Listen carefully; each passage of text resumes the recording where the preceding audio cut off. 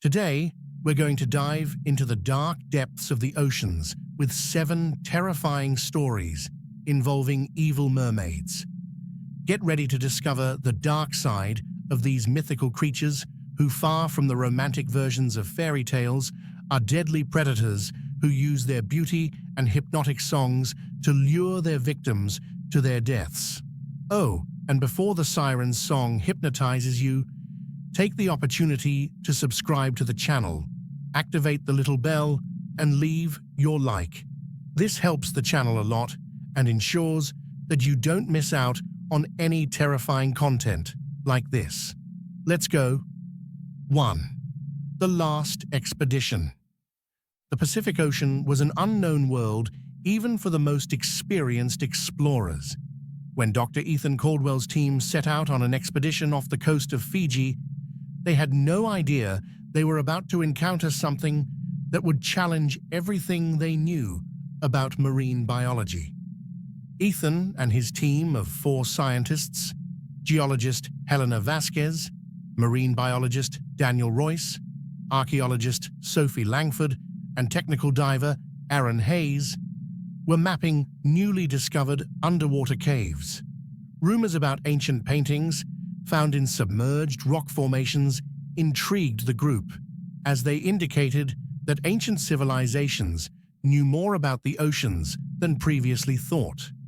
After 2 days of controlled dives, Sophie identified something extraordinary: detailed cave paintings depicting humanoid beings with long hair, large eyes, and mouths full of sharp teeth. The figures seemed to sing, surrounded by symbols that Helena recognized as ritual inscriptions. There was something unsettling about these images, something that seemed almost alive under the light of the underwater lanterns. Driven by scientific curiosity, the researchers captured images and videos for later analysis.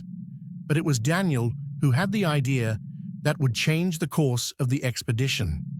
He noticed that some of the markings seemed to indicate a sound sequence, a kind of rudimentary score.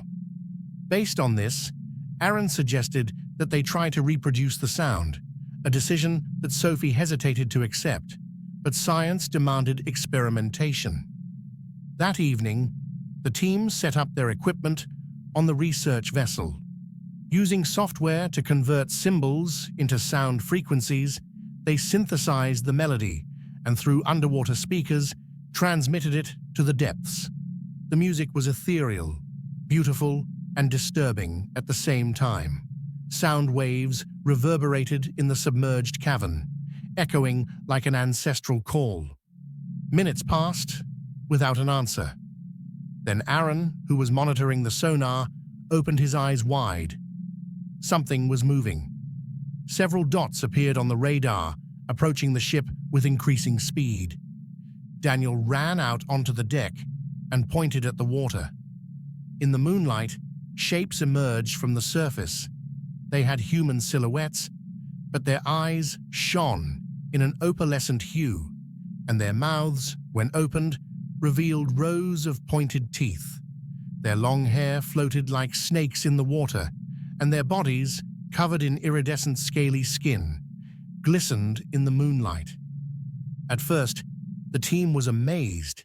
This was an unprecedented discovery, but they soon realized their mistake.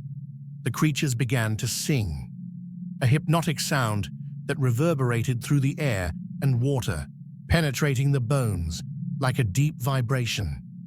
Aaron was the first to be affected. His glazed gaze fixed on the figures, and without hesitation, he threw himself into the water. Screams cut through the night. Aaron surfaced for a moment, his face frozen in an expression of absolute terror before being pulled under. A trail of blood spread across the surface. Panic gripped the boat. Sophie tried to turn off the speakers, but the creatures were already on board. Helena grabbed a diving spear and attacked one of the figures, but the weapon barely scratched its scaly skin. The creature turned its head and let out a gurgling sound before grabbing her by the arm.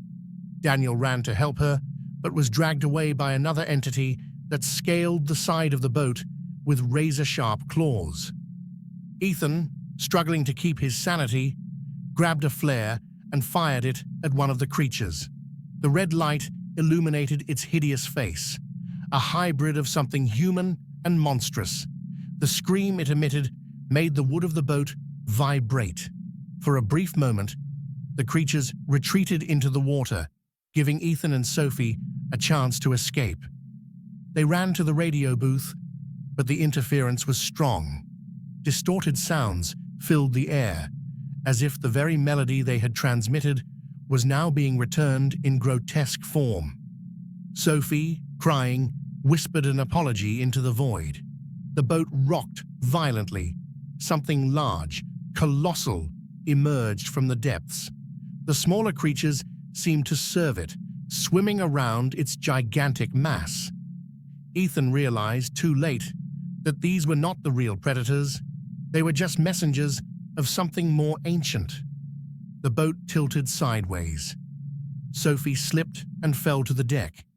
Ethan tried to hold her up, but one of the creatures grabbed her by the ankle, pulling her into the abyss. Her scream was interrupted by the dark water. Alone and trapped, Ethan grabbed the last flare and, in an act of desperation, fired it at the boat's fuel tank. The flash was blinding. The sea lit up in flames as Ethan plunged into the ocean. He felt the heat and pain consume him before darkness enveloped him completely. Days later, wreckage was found floating near the shore. No body was recovered. The official report declared the expedition a tragic accident, but local fishermen told a different story. That night, they heard singing coming from the waters, a song that wasn't human. And then, the ocean fell silent again. 2. The abandoned lighthouse. On the rocky coast of the Isle of Lewis in Scotland, the Flannan Isles lighthouse stood lonely against the grey sky. Built at the end of the 19th century, the site carried a dark history that few dared to mention. It was there that Marcus Sullivan, a novelist with creative block, decided to rent the old lighthouse for 3 months to finish his long-awaited third book. The lighthouse had been automated decades ago, but the lighthouse keeper's house remained intact, albeit dusty and with the characteristic smell of abandonment. Marcus settled into the master bedroom, turned the living room into an office, and stocked the pantry with enough supplies for his literary retreat. "This place has history," commented the local boatman who took him to the island. "The lighthouse keepers mysteriously disappeared in 1900. 3 men. The bodies were never found." Marcus smiled, thinking that the mysterious atmosphere would be perfect for stimulating his stagnant creativity. For the first few nights, the isolation seemed to work. The words flowed like they hadn't for months, and he felt energized by the solitude and the constant sound of the waves breaking on the rocks below. It was in the first storm that everything changed. The wind howled around the circular structure of the lighthouse, and the rain pounded the windows as if it wanted to come in. Marcus was working feverishly, inspired by the fury of the elements, when he heard it. A soft song, almost imperceptible under the roar of the storm, but undeniably feminine. At first, he attributed the sound to exhaustion or the capricious wind, but the next night, with the storm even stronger, the singing returned, clearer, more seductive, an ancient melody in a language he didn't recognize, but which aroused in him an inexplicable nostalgia. Intrigued, Marcus began to research the history of the lighthouse in the documents left in an old chest of drawers. Between official reports and personal diaries, he discovered a disturbing pattern. Before the 3 famous lighthouse keepers who disappeared in 1900, there had been other incidents not officially recorded. lone lighthouse keepers who, according to the personal notes of their replacements, heard voices from the sea before disappearing. One diary in particular, belonging to Thomas Marshall, one of the men who disappeared in 1900, contained increasingly disturbing entries. November 15th. Ducat insists he hears songs at night. MacArthur says it's just the wind, but I have my doubts. December 2nd. The voices are louder now. Ducat spends hours looking at the sea. I found him writing poetry, something he's never done before. December 10th. Now I hear them too. They are female voices, singing about submerged worlds and forgotten knowledge. I feel compelled to write, to create. MacArthur is the only one who resists. The last entry, dated December 14th, simply said, they promise eternal inspiration, knowledge beyond human comprehension. The price seems right. As the storm continued for days, Marcus noticed changes in himself. He wrote with a feverish intensity, producing pages of prose that seemed to come from somewhere beyond him. His characters gained depth, his metaphors became more vivid, but the content became darker and darker. Stories of drownings, sea creatures, and men lured into the depths. At night, the singing intensified. Marcus began to see faces in the water during the day, beautiful female faces with big eyes and seductive smiles that disappeared when he looked directly. On the rocks below the lighthouse, he found strange objects, shells arranged in circular patterns, seaweed braided into shapes that resembled ancient writing. One night, exhausted after hours of uninterrupted writing, Marcus saw a woman on the beach. Her long dark hair waved as if submerged, even in the strong wind. She looked directly at him and sang, her voice overlapping the roar of the waves. The next morning, Marcus found pages and pages written in her handwriting, but of which he had no memory. Texts about ancient creatures that inhabited the depths, beings that fed not only on the flesh of men, but on their creative essence, their imagination, their ideas, their ability to create beauty. In his last moment of lucidity, Marcus sent an email to his editor. If you don't hear from me in 3 days, send help. There's something in the sea, something that calls, something that promises infinite inspiration in exchange for, I'm not sure what, but the other lighthouse keepers have found out, and I'm afraid I will too. When the rescue team arrived a week later, they found the lighthouse empty. Marcus's computer was still on, with a complete manuscript on the screen, the masterpiece he had always dreamed of writing. On the last page, a dedication. To the muses of the sea, who have shown me beauties and horrors beyond human comprehension. The price was right. On the beach below the lighthouse, they found only a pair of shoes, carefully placed above the high tide line, pointing towards the ocean. The Flannan Isles lighthouse remains automated to this day. Occasionally, boaters report hearing singing coming from the island on stormy nights, and every few years, a writer in search of inspiration mysteriously disappears off the Scottish coast, leaving behind only brilliant and disturbing manuscripts about the irresistible call of the deep. Third cruise to hell. The luxury cruise ship Oceanic Dream set sail from Venice for Santorini, carrying 2,000 passengers on its maiden voyage across the Mediterranean. Captain Richard Harmon, a veteran with 30 years of maritime experience, commanded an elite crew selected to ensure that this first voyage was flawless. Among the passengers were celebrities, tycoons, and ordinary tourists who had saved for years for this luxury experience. On the third day of the voyage, the blue sky gave way to dark clouds that appeared unusually quickly. The ship's weather system hadn't predicted the storm, which seemed to have formed out of nowhere. 6-meter waves battered the hull, while howling winds forced the captain to deviate from his planned route. "I've never seen anything like this in 3 decades at sea," Harmon commented to his first mate, watching as the navigation instruments began to show erratic readings. The compass was spinning non-stop, and the GPS was showing impossible coordinates. When the storm finally subsided after 12 hours of relentless fury, the Oceanic Dream found itself in uncharted waters. The sky was clear, but a dense fog surrounded the ship, limiting visibility to just a few meters. Communications were completely cut off. No radio, satellite, or cell phone signal could penetrate what the chief engineer called some kind of electromagnetic interference.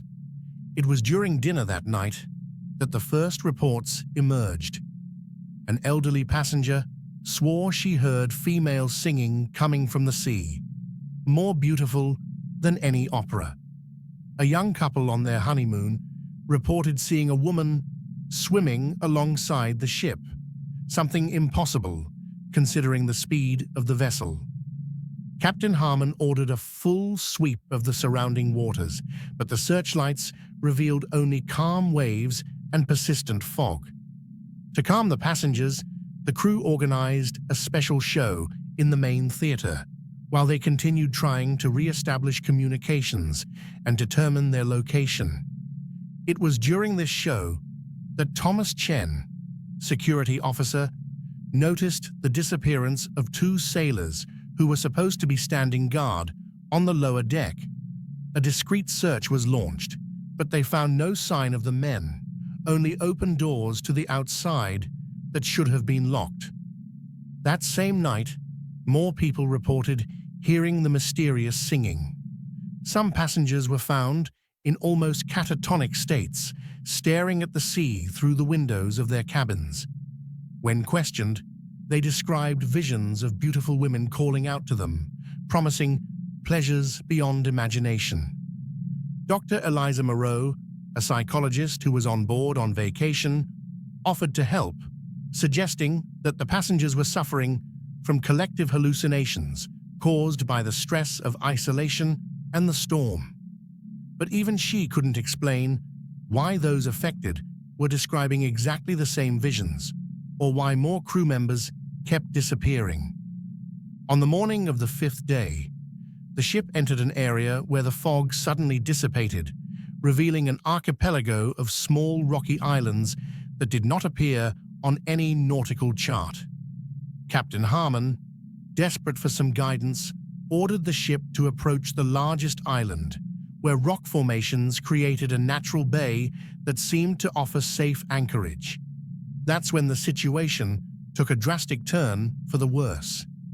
The singing, previously heard only by a few, became audible to everyone on board, a hypnotic melody that seemed to resonate not just in the ears, but inside each person's mind.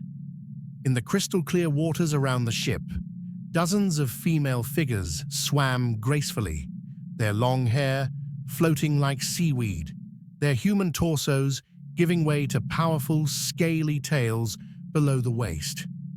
"Sirens," whispered an old Greek sailor, making the sign of the cross. "We're doomed." Panic spread quickly. While some passengers, mainly men, seemed hypnotized by the song and tried to jump into the sea, others barricaded themselves in their cabins. Captain Harmon tried to regain control, ordering the ship to move away immediately, but the engines wouldn't respond. It was Dr. Moreau who made the most disturbing discovery. Exploring restricted areas of the ship in search of the missing crew members, she found a secret hatch leading to a compartment not listed on the official plans. What she saw inside made her vomit instantly.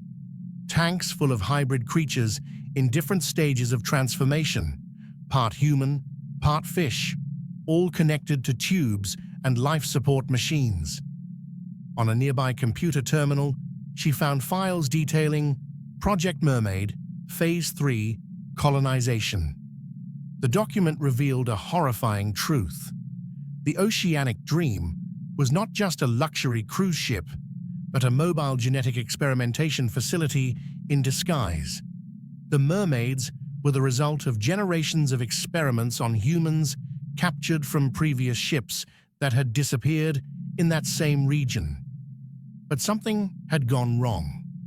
The creatures, more intelligent than their creators imagined, had developed psychic abilities that allowed them to control the weather and attract specific ships to their region.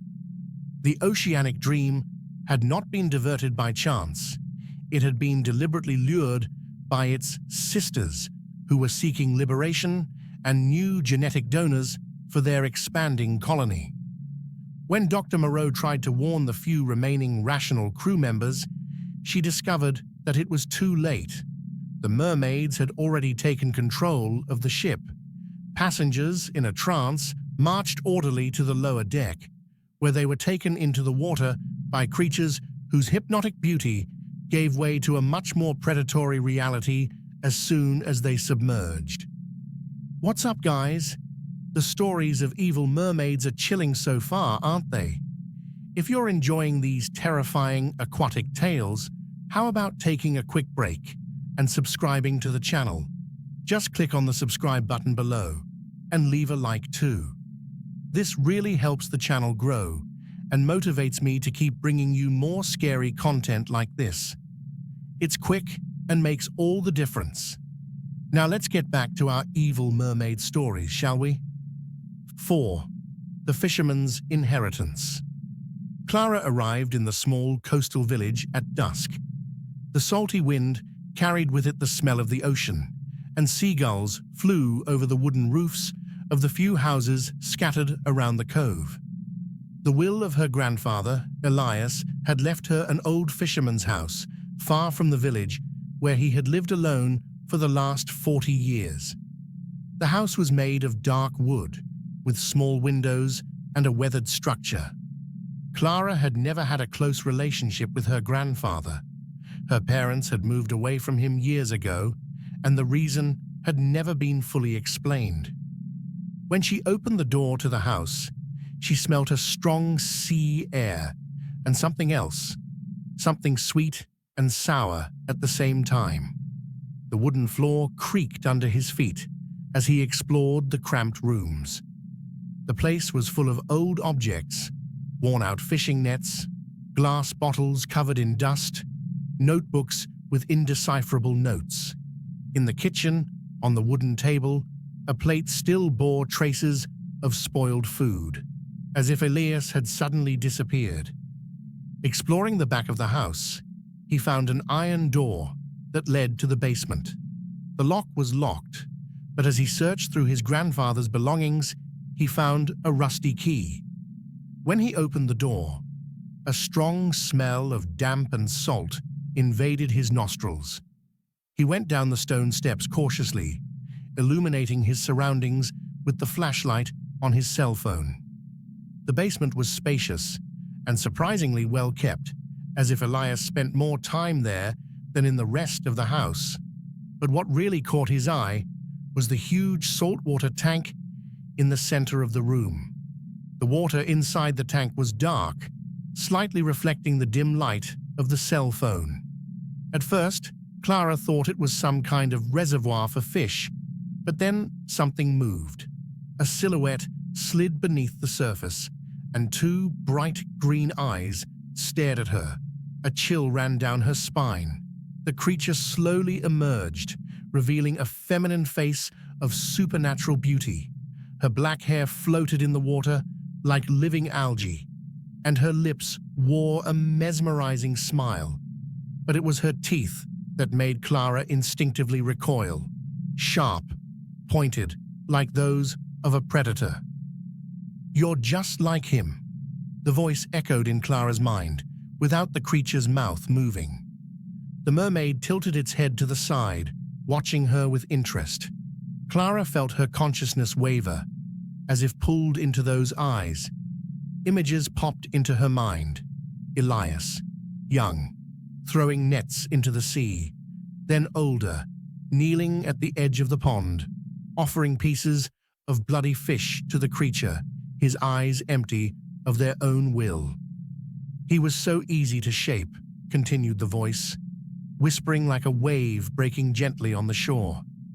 And you, Clara? Will you be like him? Clara's consciousness struggled against the numbness that threatened to overwhelm her. She staggered backwards, her heart beating fast. It all made sense now.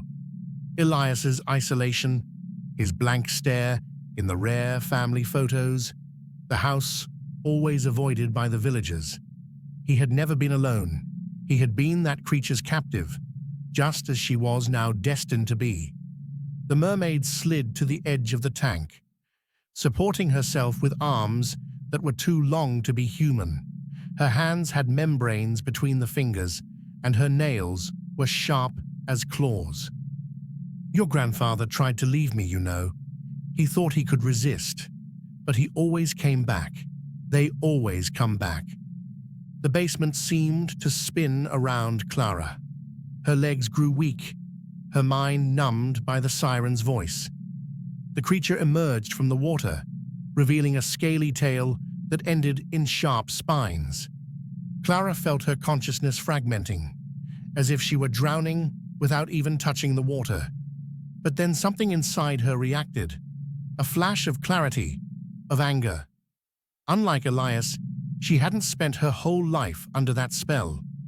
Fighting against the invisible weight that tried to crush her, Clara retreated to a shelf full of rusty tools. Her fingers found the handle of a small axe. She grabbed it, and before the mermaid could react, struck the side of the tank with all her might. The glass cracked, then shattered completely. Water exploded through the basement, carrying the mermaid along with the debris. The creature let out a high-pitched, inhuman scream, struggling on the soggy floor. Clara ran for the stairs, but felt something grab her ankle. The mermaid's claws dug into her skin, pulling her down. She kicked hard, hitting the creature in the face, which roared in pain and let her go for a moment. Just long enough for Clara to run up the steps and lock the door behind her. Trembling, she left the house and ran along the deserted beach to the village. She didn't look back. The next morning, residents found the house destroyed. The basement was flooded, and there was no sign of Clara or the creature. Only the tide knew what had happened that night.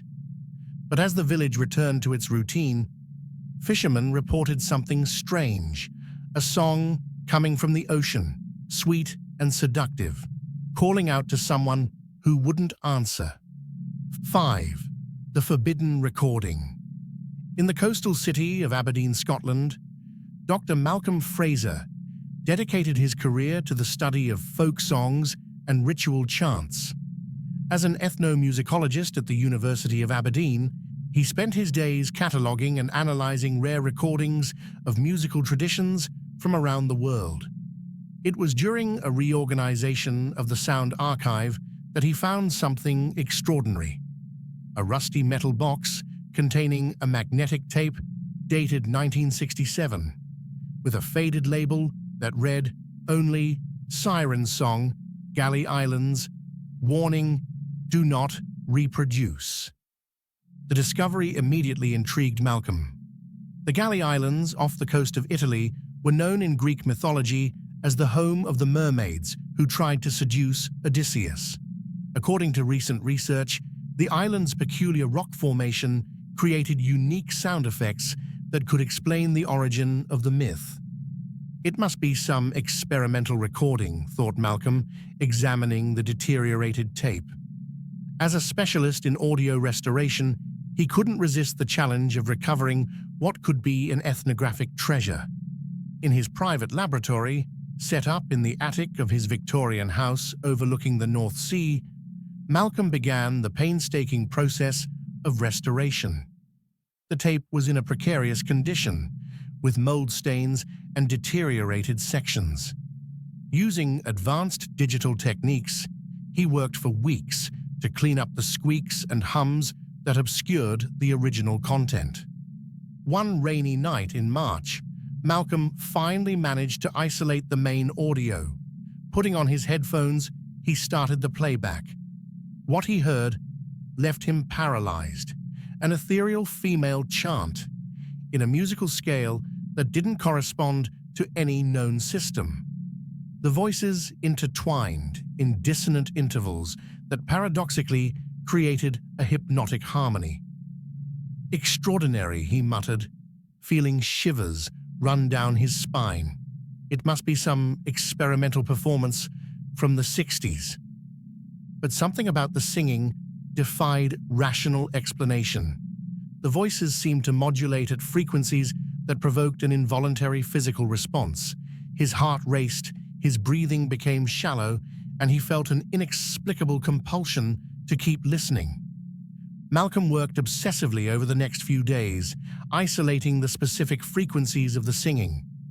He discovered sound patterns that operated below the threshold of conscious hearing, infrasound that resonated with the human body on a visceral level. For a more complete analysis, he connected his equipment to the lab's main sound system, allowing the frequencies to manifest themselves fully in physical space. It was his first critical error. That night, Aberdeen was hit by an unusual storm. Howling winds and torrential rain battered the city while Malcolm, absorbed in his work, continued to perfect the recording. When he finally played back the restored version at high volume, the windows of his laboratory began to vibrate in resonance with certain frequencies of the singing. The second mistake was to leave the recording running on a loop while he slept, exhausted after hours of intense work. The next morning, fishermen reported unexplained sightings, female figures in the icy waters of the North Sea, far from the coast. The authorities attributed the reports to poor visibility caused by the persistent fog that had settled over Aberdeen. In the following days, more sightings were reported. Fishing boats mysteriously deviated from their routes, coming dangerously close to the reefs.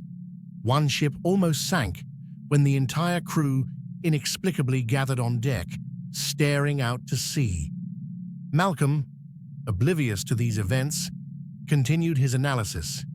He noticed that certain frequencies in the recording seemed to propagate in an unusual way, as if amplified by some unknown acoustic phenomenon.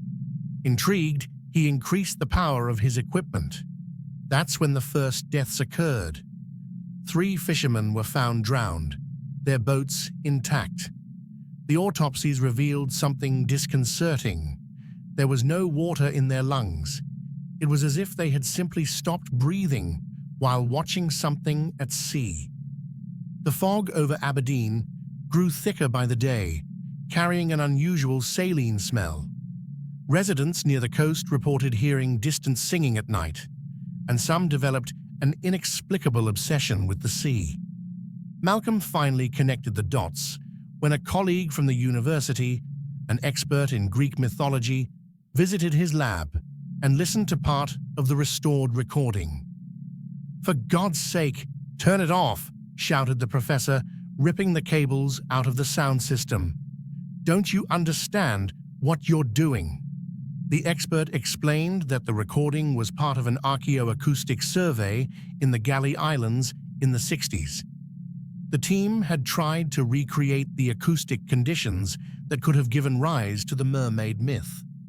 But something went wrong, he explained, pale. The expedition ended abruptly after 3 members of the team drowned in mysterious circumstances. The recordings should have been destroyed. When Malcolm revealed that he had not only restored, but amplified and broadcast the recording continuously for days, the professor paled even more. "You didn't recreate the chant," he whispered. "You invoked it." That night, the storm reached its peak. The tide rose to record levels, flooding parts of the city, and in the turbulent waters, witnesses reported seeing female figures swimming against the currents, approaching the shore. Malcolm, finally realizing the catastrophe he had unleashed, rushed to his laboratory to destroy the recording. But when he arrived, he found his equipment on, playing the song at maximum volume, even though he was sure the professor had turned it off. As he tried to disconnect the systems, he heard something that chilled his blood. The singing wasn't just coming from the speakers now, it was also coming from outside, from the flooded streets of Aberdeen, where pale figures emerged from the water, their songs now audible without any electronic equipment. The sirens had arrived, attracted by their own amplified song, ready to claim new victims after centuries of enforced silence. 6. The Cursed Resort. The island of Arashi, an isolated paradise in the middle of the Pacific Ocean, was a dream destination for the rich and powerful. The exclusive Blue Siren Resort offered a unique experience. As well as luxurious accommodation and impeccable service, guests could swim with real mermaids, exotic beings who, according to the advertising campaign, had been discovered in the depths of the ocean and trained to interact with visitors. The tycoon, Alexander Dawn, his wife Evelyn, and their 17-year-old daughter Livia landed on the island in a private seaplane. They were met by Emilio Vargas, the charismatic owner of the resort, who gave them a tour of the facilities. The beauty of the place was undeniable. White sandy beaches, crystal clear waters, and floating bungalows that seemed straight out of a dream. But something in the air seemed wrong. The staff avoided eye contact, and the few guests they met seemed uneasy. On the first night, during an exclusive dinner, Emilio announced the highlight of the stay, the Mermaid Show. Guests were led to a natural pool lit by torches. The silence was interrupted when 3 figures emerged from the water. Their forms were mesmerizing. Slender bodies covered in glistening scales, long black hair, deep, inhuman eyes. They smiled, and their teeth, sharp as blades, sparkled in the flickering light. Livia was fascinated. Unlike the other guests, who applauded and took photos, she felt a deep shiver run down her spine. The creatures were not there of their own free will. There was sadness in their eyes, a subtle desperation behind each graceful movement. That night, while her parents slept, Livia decided to explore. She followed the sound of murmurs coming from the beach and hid behind some palm trees. Emilio and 2 employees were dragging a sedated guest to the water's edge. Without hesitation, they pushed him into the ocean. The man woke up, confused and terrified, and began to scream. However, the screams soon turned into choked gurgles as shadows slid across the water and pulled him under. Livia covered her mouth to stop herself from screaming. Her heart was pounding in her chest. She ran back to the bungalow, but couldn't sleep. In the morning, she asked the receptionist about the missing guest. "He took an early flight," the man replied, without looking at her. Over the next few days, Livia noticed a pattern. People disappeared without explanation. The island had fewer guests than when they arrived, and the mermaids, they never seemed satisfied. Their eyes shone hungrily. Determined to find out more, Livia met one of the local staff, Javier, who seemed more frightened than loyal to Emilio. After much insistence, he told her the truth. For centuries, the island had been home to these ancient mermaids, natural predators. When Emilio found the island, he discovered their secret and made a pact. In exchange for regular victims, the mermaids ensured that the island prospered, attracting more and more rich and gullible tourists. Livia felt her stomach turn. She had to get out of there, but she knew Emilio wouldn't allow it. The only way was to reveal the truth. That evening, during an event in the resort's grand ballroom, Livia took the microphone and began to speak. She told them about the disappearances, about the mermaids, about what she had seen. The guests began to murmur. Some laughed, but not Emilio. His smile disappeared, and he waved to the security guards. Before they could reach her, the light went out. A scream echoed. The smell of salt and blood filled the air. When the generators came back on, the scene was chaos. One of the mermaids was in the middle of the hall, covered in blood, and holding what was left of a security guard.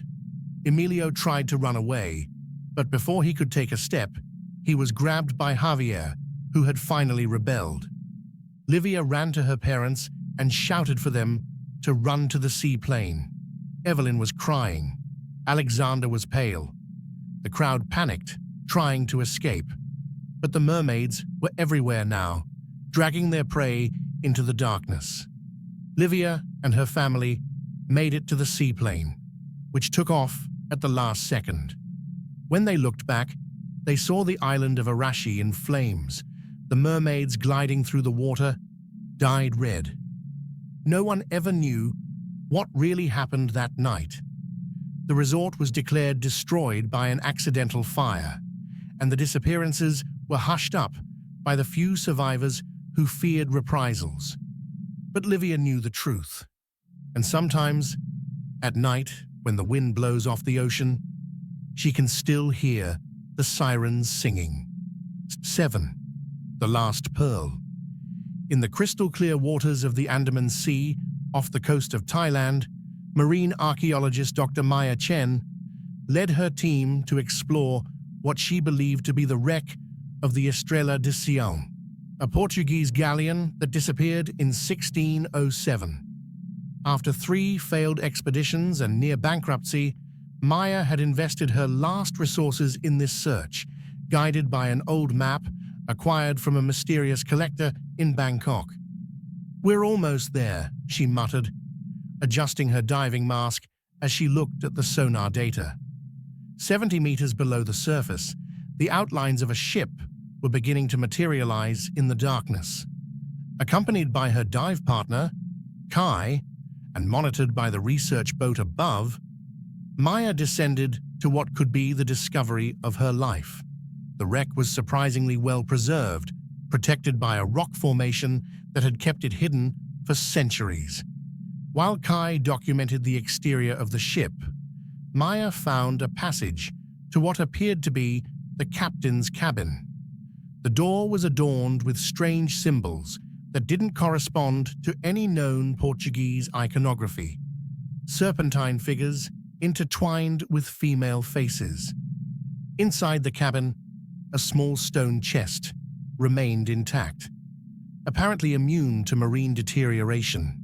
Its surface was covered with inscriptions similar to those on the door, and in the center was a clear image of a crowned mermaid. Maya felt an inexplicable shiver, but the excitement of the discovery overcame her apprehension. Using specialized tools, she carefully opened the chest. Inside, resting on faded red velvet, was a black pearl the size of a closed fist, larger than any pearl ever documented. Its surface glowed with supernatural iridescence, reflecting colors that seemed to change depending on the angle of view.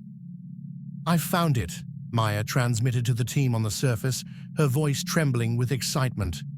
The Pearl of the Black Queen wasn't just a legend. The moment Maya removed the pearl from the chest, a strange vibration ran through the water around her.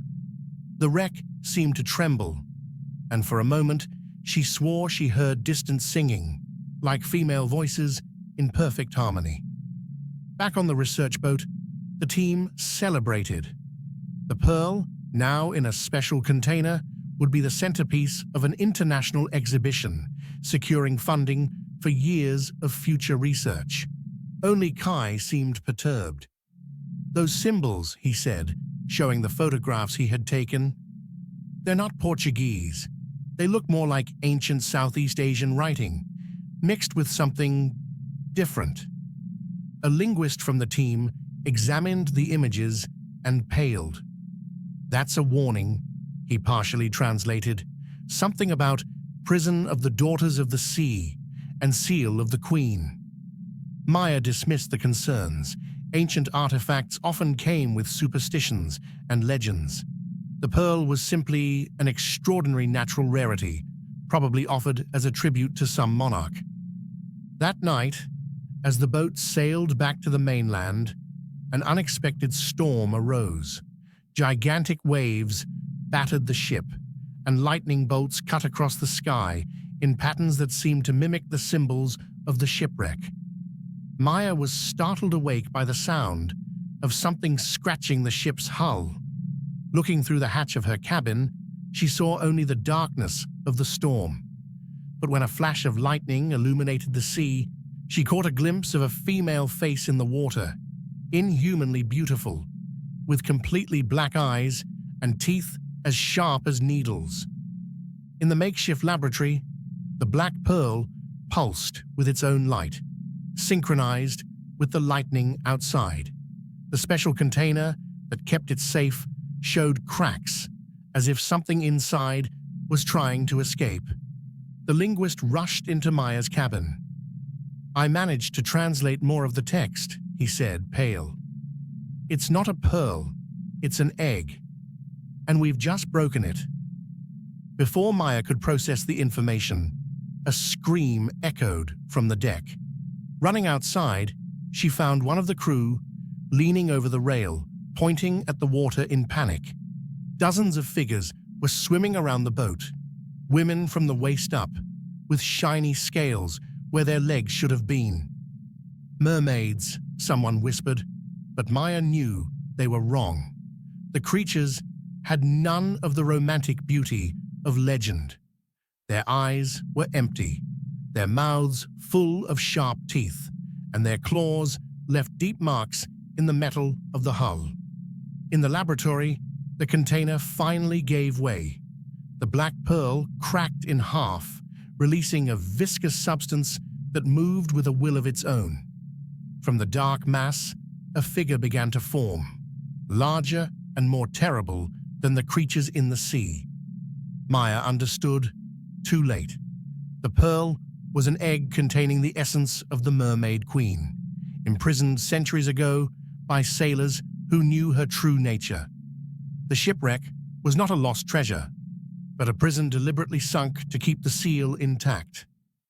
As the queen's form solidified, her voice echoed in the minds of everyone on board, not in words, but in images of oceans taken over by her daughters, of ships dragged into the depths, of coastal cities invaded by creatures that were neither human nor fish, but ancient predators that once dominated the seas.